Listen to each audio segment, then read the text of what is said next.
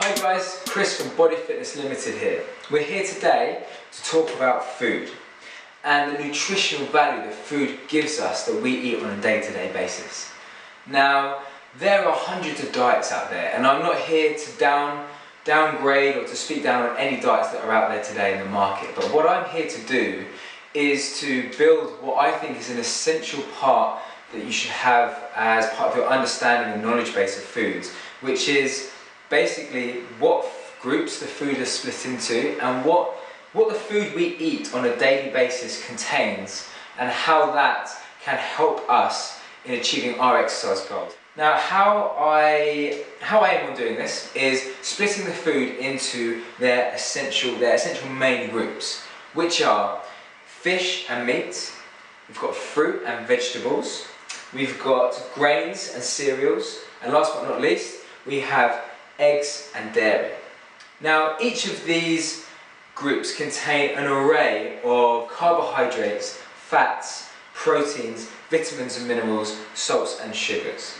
Now, it's important for us to know, we're going to go a step deeper and look at what each of these nutritional components actually does for us as an individual, so that we know how carbohydrates and how proteins and how fats can aid us in achieving our exercise goals and performing at a higher sporting level.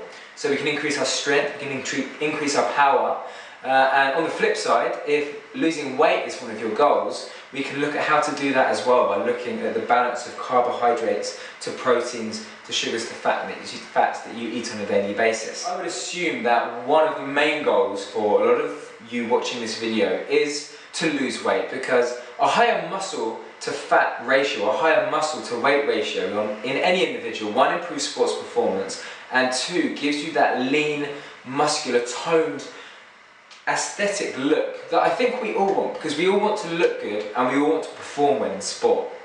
So, by splitting the food into their main groups and then looking at the nutritional components that these foods are made up of, and so we can see the ratio of carbohydrates to proteins to fats that they're made up of, we can make informed decisions about the foods that we eat on a daily basis and that we buy on a daily basis, know what they contain, and then know what's best for us as individuals.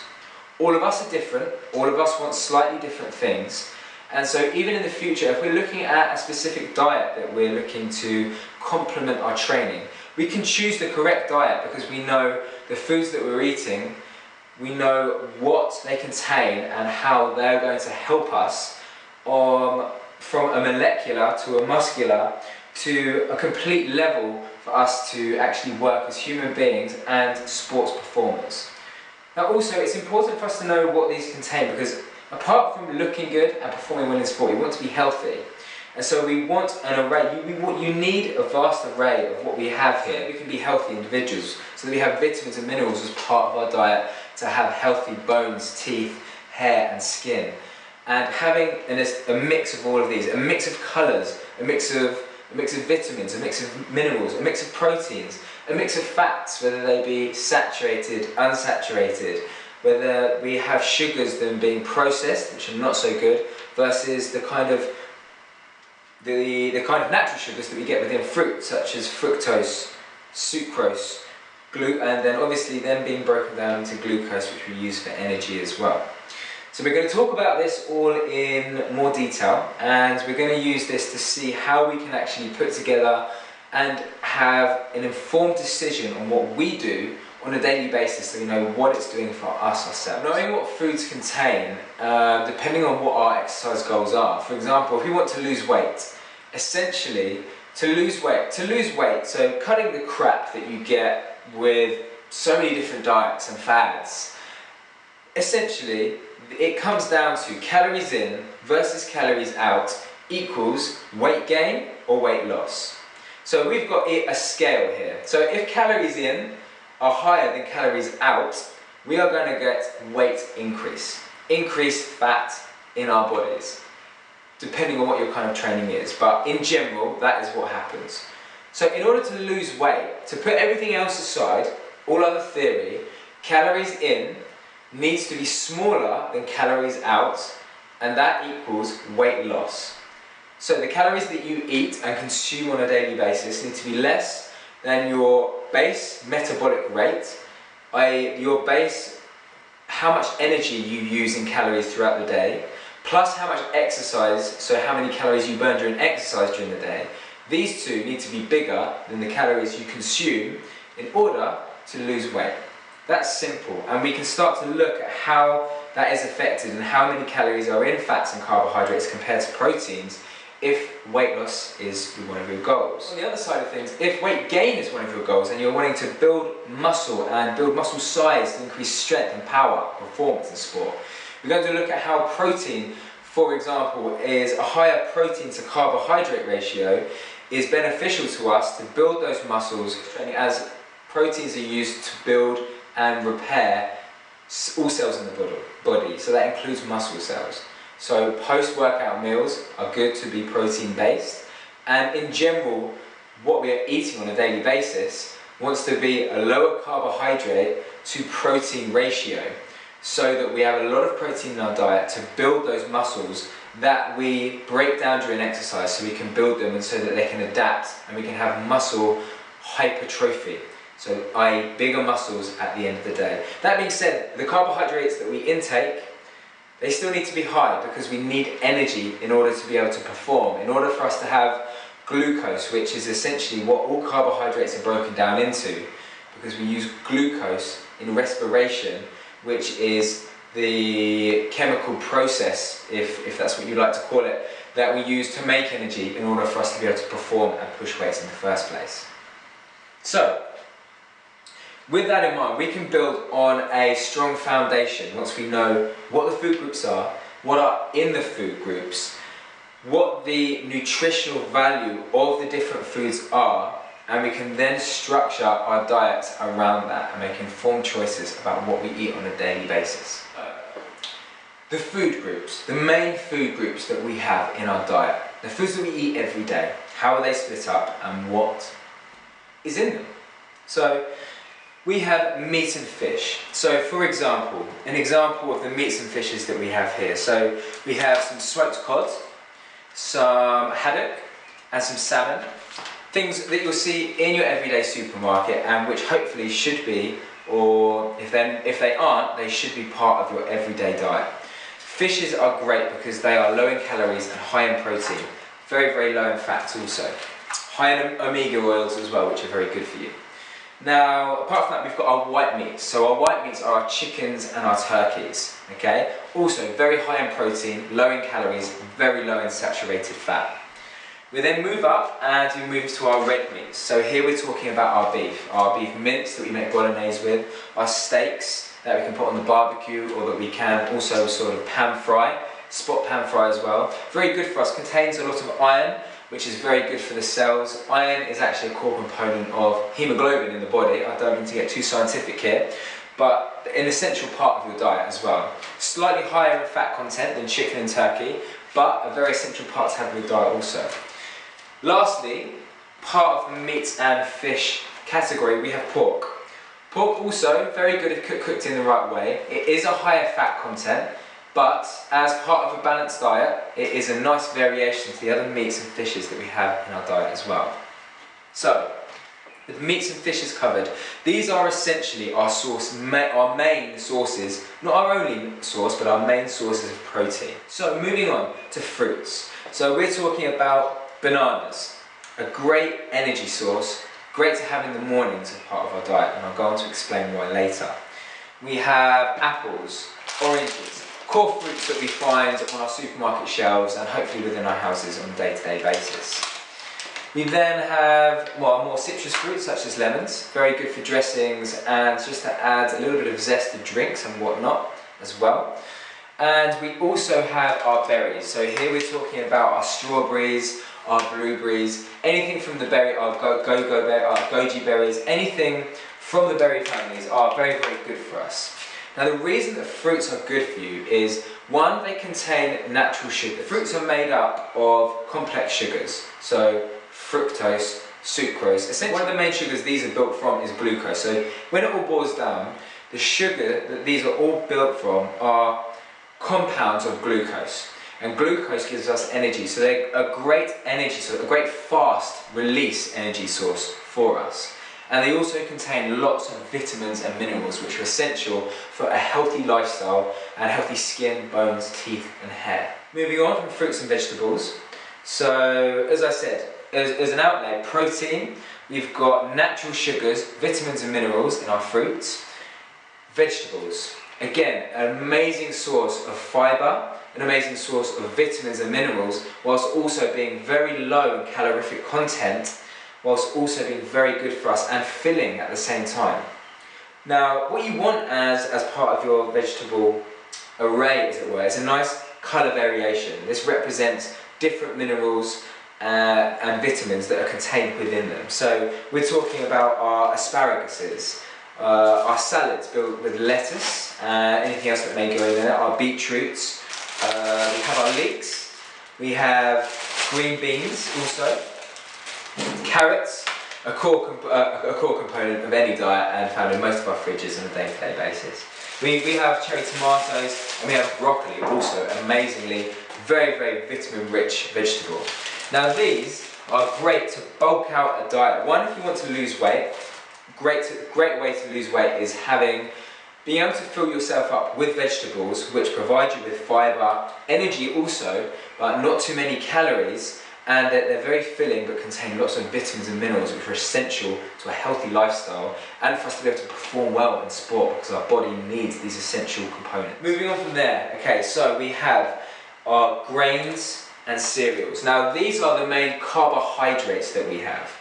Now the main carbohydrates we have, so grains and cereals consist of rice, so you have white and brown rice, preferably brown rice if you're going to be selective between which ones you use. Just the same as I'm going to move on to bread and pasta later. Always better to go with the brown. It's less processed and it's a slower release of energy from the food, from the carbohydrate.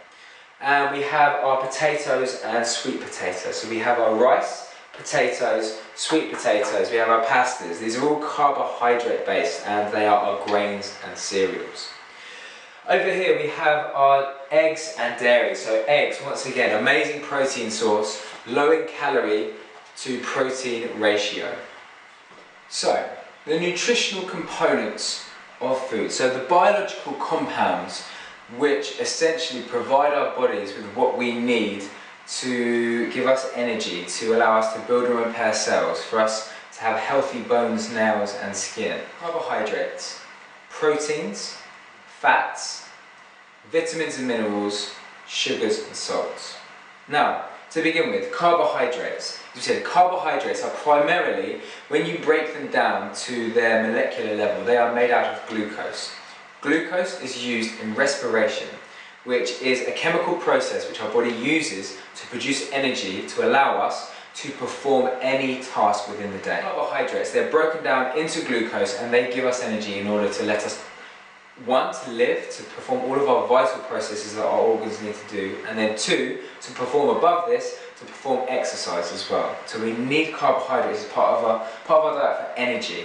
And essentially our core source of carbohydrates are our grains and cereals. So they are predominantly carbohydrate when compared to protein or vitamins and minerals. What are proteins and what do they do? Another nutritional component of our diet. Proteins are used to build and repair all cells within the body. So we need them on a daily basis. Cells are always degrading within the body and we need proteins in order to rebuild these cells and also to build new cells to help us grow.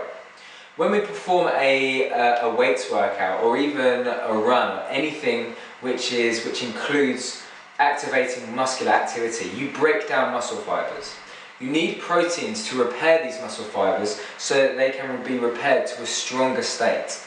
If we've been doing weight training, we break down muscle fibers, we use proteins to build those muscle fibers back up to being stronger than before and bigger than before, hypertrophy, so that we can then perform and lift or rep more next time that we train. So essentially our proteins are contained within our meats and our fishes. They are included in other parts of our diet as well, but if we're to be simplistic about this, meats, fishes and eggs, they are our main core sources of protein. So we're talking our chicken, our fishes, our darker meats, our porks, our steaks. Essentially, chicken is normally the favourite of most sports people that I have seen throughout my career, purely because of its high protein to low calorie to low fat content. Red meats, slightly higher in fat, but also a great source of iron and contain a lot of protein also. And fish also very low in calories, very high in omega oils, very high in essential fatty acids which we need as well. So vitamins and minerals. Vitamins and minerals, as we said, are largely contained within our fruits and our vegetables. These are essential for the core components of our body, being our hair, healthy nails, healthy skin, healthy bones. These are essential parts to our diet, which not so concerned with muscle or fat on the body, but are essential for us to have a balanced diet and for us to look good and feel good and perform well and have large energy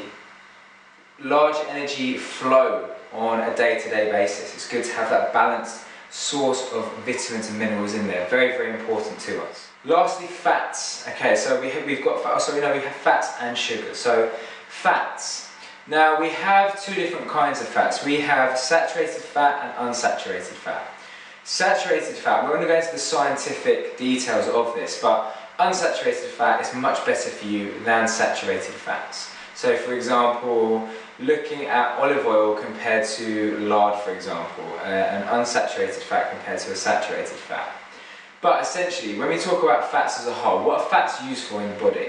Fats in the body are mainly used for energy storage. So we ourselves as sporty individuals, if we want to look aesthetically good, we don't want to have a lot of storage around our muscles. Fats are also used to protect your organs within your body, and in other mammals they're actually used for thermoregulatory aspects, so i.e. for insulation. But for us that's not so much of a problem. We can wear clothes and coats, so it doesn't matter to us so much. So we want our fats to be low, and we want our fats to be mainly unsaturated compared to saturated fats. Lots of saturated fats are the kind of fats that you find within things like pork and bacon rind, and actual meat fats are saturated fats. They're the fats which are harder to break down, harder to get rid of, and go straight into our fat storage rather than get used up as energy. Our body uses carbohydrates for energy. When we run out of carbohydrate stores, our body then uses fats. So it then goes onto our fat stores. So we want to have low fat as part of our diet. You do still need, it's still an essential part of your diet, but you don't want it to be too high if you want to have a ripped, lean, muscular physique. Sugar and salts. Now sugars we've already talked about before. You've got processed sugar and then you have natural sugars. Natural sugars are obviously being better for you. But again, if unused sugars and carbohydrates and fats left at the end of the day after exercise are not used, they are converted in our bodies into storage, which turns into fat on our body, which is not something that we want. So we want our sugars again to be quite low. Sugars are very good as sugars are energy, so they are very close to glucose. So the sugars found within fruits are a very quick source of energy. So another way to describe this is the glycemic index of foods. If something has a high glycemic index, it means that it is a fast releasing energy source. And so we want our glycemic indexes of our foods to be quite low, so that we have a more steady release of energy over a long period of time rather than spikes in our glucose levels, which isn't so good for us. So, salts and sugars, you want to be quite low in your diet to have a healthy, balanced diet as well. A couple of things that we haven't covered here are foods which are very often that we find in our everyday diet, and that is pastas, bread, and we also have things like oats here. Now, as I talked about before, glycemic index. Now, oats are a very low glycemic index food, i.e. they're a very slow release of energy food, so they release their energy over a long period of time, opposed to something like chocolate or bananas, for example, which have a very high glycemic index because they release their energy very quickly. Very good just before a sporting event. Bananas are something that you should be eating in the morning, not so much at the end of the day, because you want those bursts of energy in the morning and you don't want that high sugar content towards the end of the day where it's not going to get used for energy and exercise.